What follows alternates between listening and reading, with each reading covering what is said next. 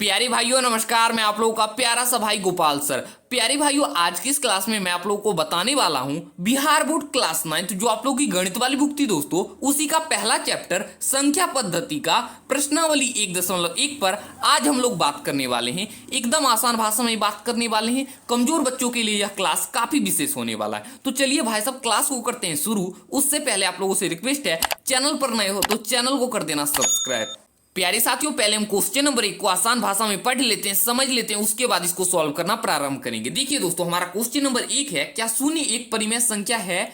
क्या इसे आप पी वाई क्यू के रूप में लिख सकते हैं, जहां पी और क्यू पूर्णांक है और क्यू बराबर नहीं है शून्य के। प्यारे साथियों, यहां पर आप लोग समझने का प्रयास कीजिए, हमारा प्रश्न कहता क्या है। बोल रहा है दोस्तों, क्या शून्य एक परिमेय संख्या है? दोस्तों, अगर आप लोगों से कोई व्यक्ति पूछे शून्य एक परिमेय संख्या है, बिल्कुल है। अब देखिए प्रश्न में आगे बोल रहा है दोस्तों, क्या इसे आप पी वाई क्यू के रूप में लिख सकते हैं? दोस्तों, शून्य एक परिमेय संख्या है तो उसे आप पी वाई क्यू के रूप में लिख सकते हैं, बिल्कुल लिख सकते हैं। अब देखिए आगे बोल रहा है दोस्तों प्रश्न में, जहां पी और क्यू पूर्णांक है और क्यू बराबर नहीं है शून्य के। दोस्तों यहां पर हम सबसे पहले क्या लिखेंगे? यहां पर लिखेंगे दोस्तों सबसे पहले हल, और यहां पर दोस्तों लिखेंगे हाँ शून्य एक परिमेय संख्या है। अब देखिए दोस्तों आगे बोल रहा है हमारा प्रश्न में, क्या इसे आप पी वाई क्यू के रूप में लिख सकते हो? तो यहां पर हम लिखेंगे दोस्तों इसे हम पी वाई क्यू के रूप में पी वाई क्यू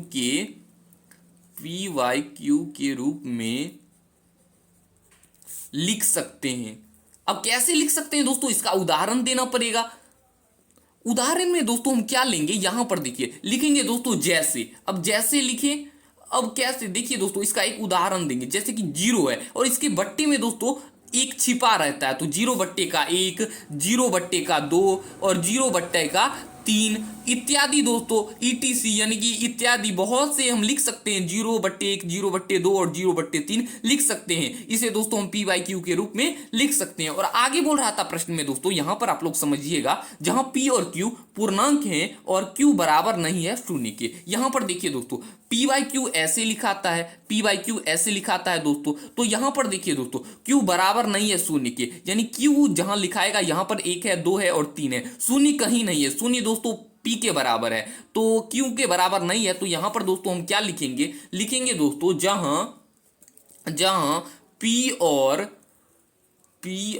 क्यू पूर्णांक है, पी और क्यू दोस्तों पूर्णांक है, और क्या यहां पर लिखेंगे पूर्णांक है और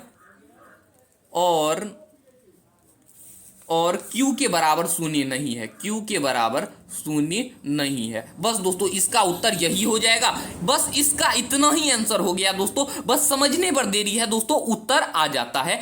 आशा करता हूं आप लोगों को इस प्रश्न को सीखने में काफी मजा भी आया होगा। प्यारे साथियों, हमारा प्रश्नावली 1.1 का क्वेश्चन नंबर 2 है, 3 और 4 के बीच में 6 परिमेय संख्याएं ज्ञात कीजिए। दोस्तों आप लोग समझने का प्रयास कीजिए, हमारा प्रश्न कहता क्या है। यहां पर देखिए दोस्तों 3 और 4 के बीच में बोल रहा है 6 गो परिमेय संख्या को ज्ञात करने के लिए। देखिए दोस्तों अगर कोई यहां पर आप लोग समझने का एक बात प्रयास कीजिएगा, जैसे कि एगो दूगो परिमेय संख्या है, उसके बीच में अगर परिमेय संख्या को ज्ञात करने को बोले तो दोस्तों हम अनंत परिमेय संख्या ज्ञात कर सकते हैं। यहां पर तो दोस्तों 6 गो परिमेय संख्या को ज्ञात करने को कह रहा है। यहां पर देखिए दोस्तों हमारा कॉन्सेप्ट कहता है जैसे कि 6 गो परिमेय संख्या को हमको निकालना है, तो हम यहां पर सबसे पहले दोस्तों करते हैं, लिखेंगे दोस्तों क्वेश्चन नंबर 2 और यहां पर लिखते हैं दोस्तों हल। अब देखिए दोस्तों क्या गो परिमेय संख्या ज्ञात करने को बोल रहा है, 6 गो ज्ञात करना है, तो यहां पर लिखेंगे 6 गो और उसमें 1 जोड़ देंगे तो हो जाएगा दोस्तों 7। अगर दोस्तों यहां पर रहता 7 तो इसमें 7 लिखकर उसमें 1 जोड़ देते, मतलब जैगो दोस्तों परिमेय संख्या ज्ञात करने को कहेगा उसमें हम 1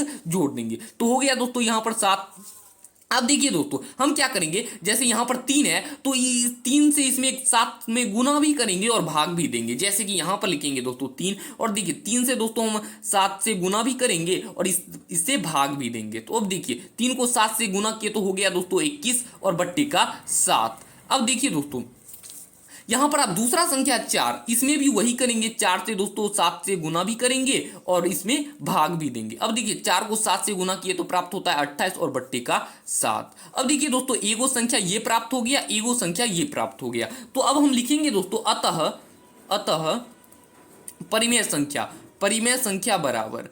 अब देखिए दोस्तों, इन दोनों संख्या के बीच कितना संख्या आ रहा है उसको लिख देंगे। 21 के बाद दोस्तों कौन सा संख्या आ गया, 22 आ गया, और बट्टे का 7। 22 के बाद दोस्तों कितना आया, 23 आया। 23 के बाद दोस्तों 24, 24 के बाद दोस्तों 25, और 25 के बाद दोस्तों क्या हो जाएगा, 26 हो जाएगा, और 26 के बाद क्या होगा दोस्तों, 26 के बाद दोस्तों हो जाएगा 27, और 27 पर ही दोस्तों हम कर देंगे स्टॉप। अभी स्टॉप क्या करेंगे, यहां पर देखिए दोस्तों 28 पहले से दिया हुआ है, इन दोनों के बीच में हमको ज्ञात करना था। अब देखिए दोस्तों क्या गो परिमेय संख्या आया है, तो 1 2 3 4 5 6 गो दोस्तों परिमेय संख्या आया है। और क्या हमको ज्ञात 6 गो परिमेय संख्या करने को कह रहा था, हाँ हमको 6 गो परिमेय संख्या ज्ञात करने को कह रहा था। अब देखिए दोस्तों 3 और 4 के बीच में कौन कौन से परिमेय संख्या आए हैं, तो 22/7 आया है, 23/7 आया है, 24/7 आया है, 25/7 आया है, 26/7 आया और 27/7 आया है। बस दोस्तों यही हमारा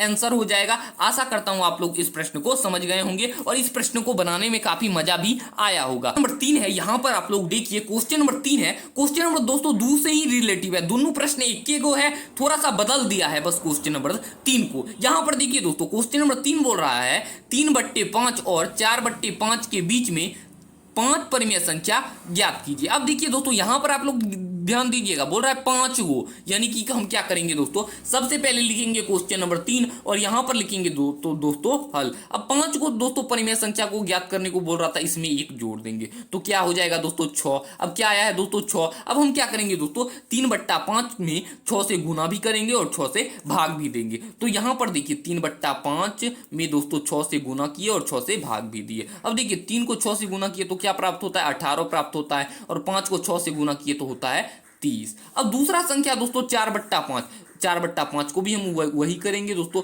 6 से गुना करेंगे और 6 से भाग देंगे। अब देखिए दोस्तों 4 को 6 से गुना किए तो क्या प्राप्त हुआ, 24 प्राप्त हुआ, और 5 को 6 से गुना किए तो होता है 30। अब देखिए दोस्तों हम लिखेंगे दोस्तों अतः परिमेय संख्या बराबर, अब इन दोनों संख्या के बीच दोस्तों कितना आया है संख्या उसको हम लिख देंगे। परिमेय संख्या बराबर देखिए 18 के बाद कौन सा संख्या आता है, 19 आता है, 19 के बाद क्या आता है, 20 आता है, 20 आता है, और 20 के बाद दोस्तों क्या आता है, 21 आता है, 21 के बाद दोस्तों क्या आता है, 22 आता है, और 22 के बाद दोस्तों 23 आता है। 23 में ही दोस्तों हम कर देंगे स्टॉप। क्यों करेंगे स्टॉप, क्योंकि 24 पहले से दिया हुआ है, इन दोनों के बीच में हमको ज्ञात करना था। अब देखिए दोस्तों क्या को परिमेय संख्या आया है, 1 2 3 4 5, क्या हमको 5 ही परिमेय संख्या ज्ञात करना था, हाँ हमको 5 ही परिमेय संख्या ज्ञात करना था। अब देखिए दोस्तों 3/5 और 4/5 के बीच में क्या कौन कौन से परिमेय संख्या आए हैं, तो 19/30 आया है, 20/30 आया है, 21/30 आया है, 22/30 आया है, और 23/30 आया है। बस दोस्तों यही इसका आंसर हो जाएगा। आशा करता हूं आप लोग क्वेश्चन नंबर 3 को भी समझ गए होंगे, समझने में कोई दिक्कत नहीं हुई होगी,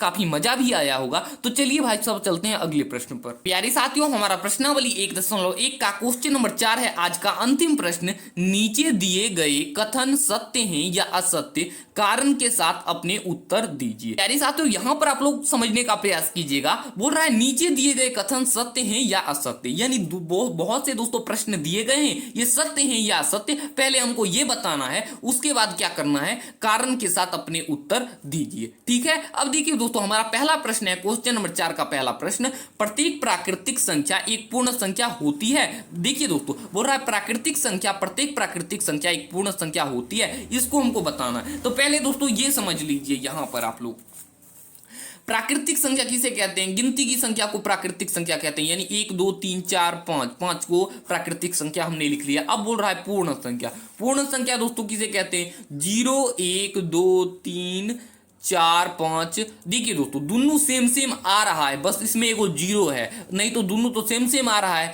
तो ये दोस्तों सत्य हो जाएगा। यही तो दोस्तों हमको बताना था, तो दोस्तों हम लिखेंगे सत्य, और कारण में लिखेंगे क्योंकि सभी प्राकृतिक संख्याओं और 0 के संग्रह से पूर्ण संख्या होती है। बस दोस्तों इसका उत्तर यही हो जाएगा। एक बार से नोट कर लेना, और आप लोगों को समझ में आया या नहीं आया कमेंट में जरूर बताइएगा। अब देखिए दोस्तों क्वेश्चन नंबर 4 का हमारा दूसरा प्रश्न है, प्रत्येक पूर्णांक एक पूर्ण संख्या होती है। देखिए दोस्तों यहां पर क्या हो रही है, पूर्णांक की बात हो रही है। अब पूर्णांक में कौन कौन सी संख्या आती है दोस्तों, यहां पर देखिए पूर्णांक में आता है जैसे -4 -3 -2 -1 और 0 1 1, 2 और 3। अब देखिए पूर्ण संख्या से इसकी तुलना करेंगे 0, 1, 2 और 3। अब देखिए दोस्तों ये तो आ रहा है, ये तो आ रहा है, लेकिन इसमें माइनस नहीं आ रहा है, तो हम क्या करेंगे भाई साहब, यहां पर लिखेंगे असत्य, असत्य। अब कारण में देंगे दोस्तों, क्योंकि ऋणात्मक पूर्णांक एक पूर्ण संख्या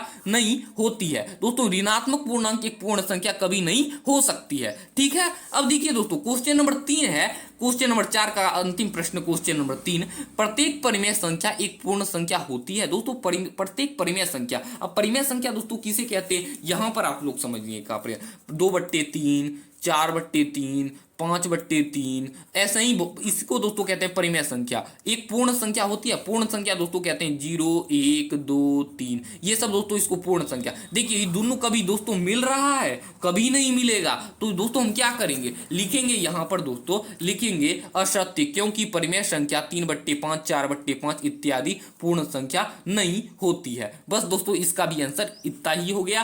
क्वेश्चन नंबर 4 भी आशा करता हूं आप लोग समझ गए होंगे। तो यहां पर देखिए प्यारे साथियों, हमारा पहला चैप्टर संख्या पद्धति के प्रश्नावली 1.1 में कुल 4 प्रश्न थे, जो हमने चारों प्रश्न को सॉल्व कर लिया है, और चारों प्रश्न ऐसे सॉल्व किया है ताकि आप लोगों को मजा भी आए और आप लोग प्रश्न समझ भी जाओ। तो आशा करता हूं आप लोग प्रश्न समझ गए होंगे। तो मिलेंगे अगली वीडियो में, तब तक के लिए धन्यवाद। अगर वीडियो पसंद आए तो चैनल को कर देना सब्सक्राइब।